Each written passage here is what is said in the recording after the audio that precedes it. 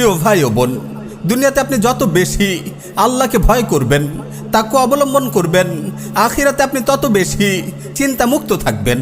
আমরা অনেক সময় যুগের সাহসী আলিমদের জেল জুলুম ও নির্যাতনের শিকার হতে দেখে মন খারাপ করি, ভাবি তারা কত কষ্ট পাচ্ছে, তারা কত পেরেশানিতে আছে।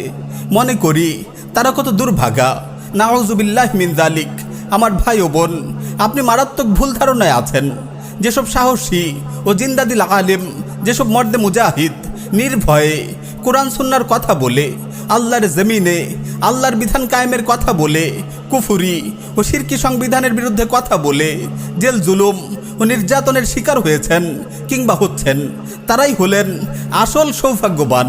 আমরা যারা নিরাপদে ঘরে বসে সুখের দিন চর্চা করছি, শিরকি শাসন ব্যবস্থার ছায়াতলে ঝুঁকিমুক্ত দিনদারির শান্তি উপভোগ করছি, তাগুতের বেঁধে দেওয়া সব সীমানা মাথা নত করে মেনে নিয়েছি, আমরা যারা শরিয়ার বিধানকে লঙ্ঘন করে হলেও নিজেদের দুনিয়াবী নিরাপত্তাকেই অগ্রাধিকার দিয়েছি, দুর্ভাগ্য হয়তো আমাদের।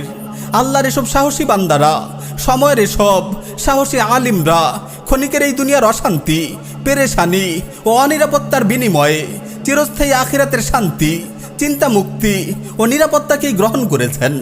আমার ভাই, দিনের প্রয়োজনে আমরা যদি দুনিয়ার অনিরাপত্তা ও অশান্তিকে বরণ করে নেই, তাহলে আল্লাহ তাআলা আমাদেরকে আখিরাতে নিরাপত্তা ও শান্তি দান করবেন।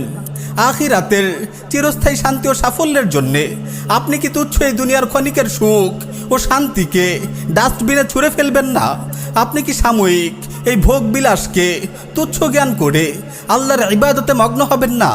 গান বাজনা, আড্ডাবাজি, মুভি, ফিল্ম, সোশ্যাল মিডিয়া ইত্যাদিকে লাথি মেরে তিলাওয়াত ও আজকারকে আপন করে নেবেন না। গান বাজনা, আড্ডাবাজি, মুভি, ফিল্ম, সোশ্যাল মিডিয়া ইত্যাদিকে লাথি মেরে তিলাওয়াত ও আজকারকে আপন করে নেবেন না।